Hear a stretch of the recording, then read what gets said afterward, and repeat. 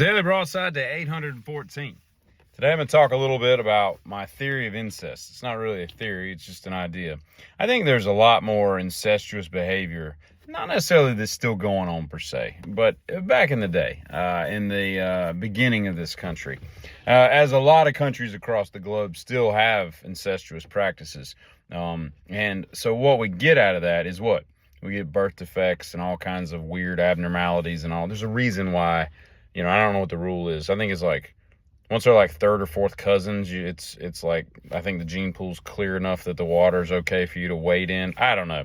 I think if I found out somebody was a 19th cousin, I would still be a little icked about that. But whatever floats your boat.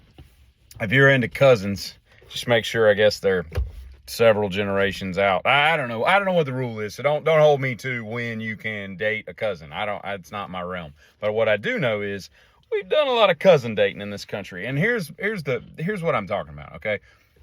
I always, like if you take Adam and Eve, right? I like to think of the fact that whoever the first people were here, they were probably pretty good looking people, But then people started intermingling, genetics and stuff, and it just makes for ugly people. And I was reminded of this by, you see ugly people all the time. Not everybody's a good looking guy and a good looking girl, and that's fine, whatever. However, I feel like we all should have been above average good looking, but some of our family trees have forked and twisted and been cut down and barber chaired, if you know anything about cutting trees. They're doing all kinds of things that trees aren't supposed to do.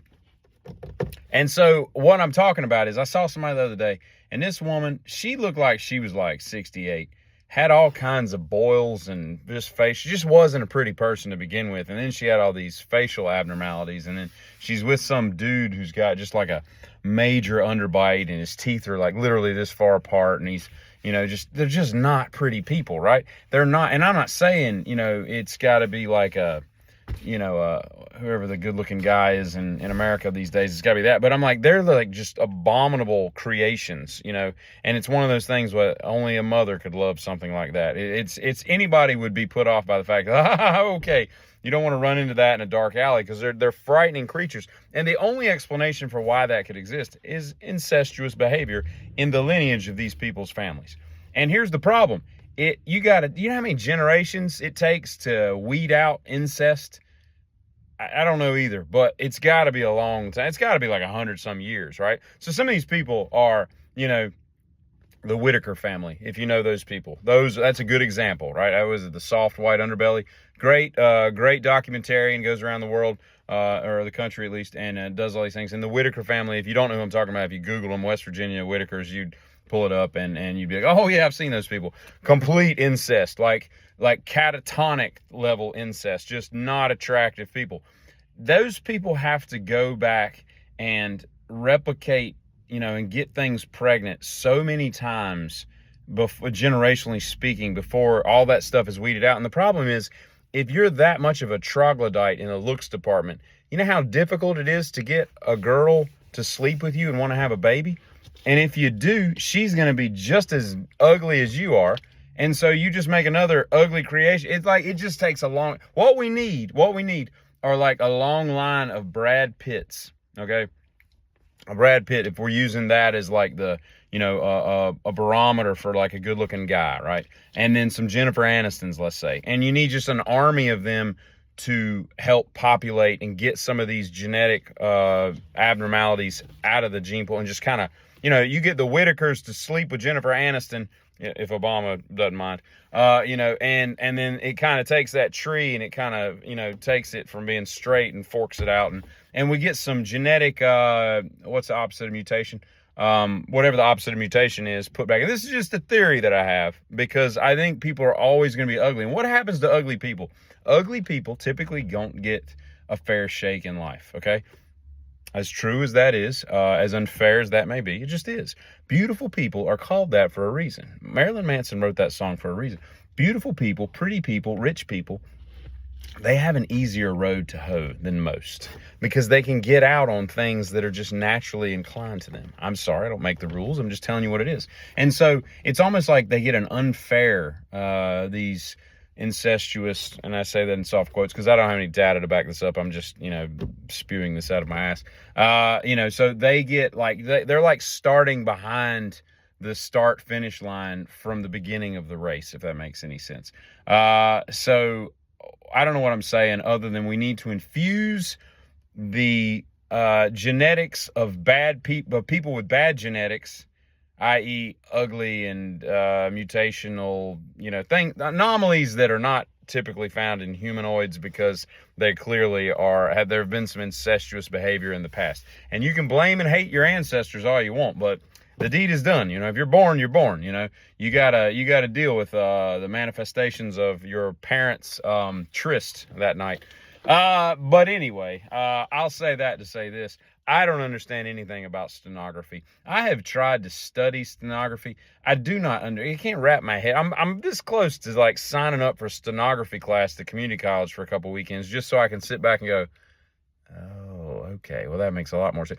I can't get anybody explain it to me. It doesn't make it. How you can type faster by using sounds when there's 87 million words in the English language, it doesn't make any sense to me at all.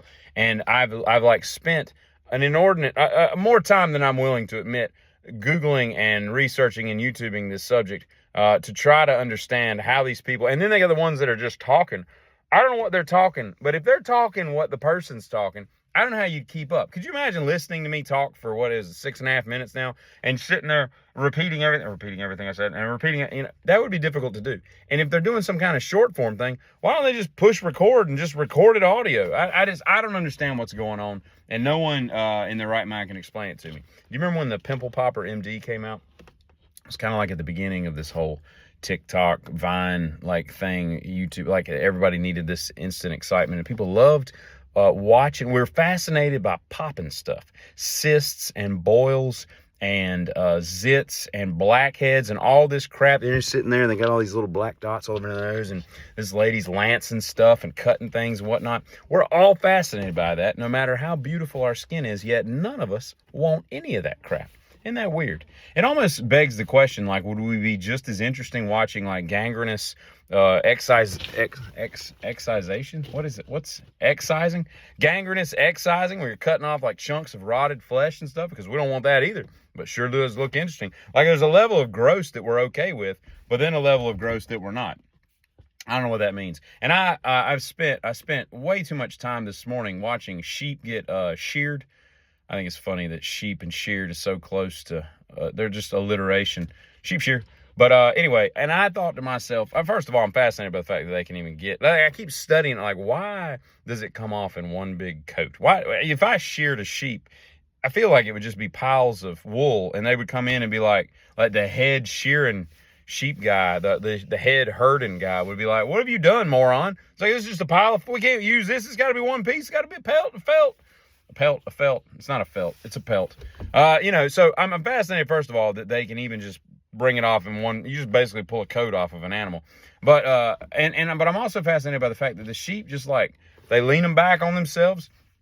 And this dude had a little hook that he leaned on, so he just put his weight on that as how when you get on a swing set when you're a kid and you lay on the swing set with your stomach, he's laying on one of those, and the sheep's just all right, let's do this, and he just leans back, and the sheep's just bah. He's just chilling, right? I mean, he might as well have a cigarette and a cognac, And I thought to myself, if I had to shear my dog, it would be like putting a cat in a bathtub. It's bad enough I tried cutting her nails once. That ain't happening again. It ain't worth my time to get cut and bit and all that crap. And the sheep are just bring them shears close to my neck. I don't care. Dogs are the hell you say. Anyway, giddy.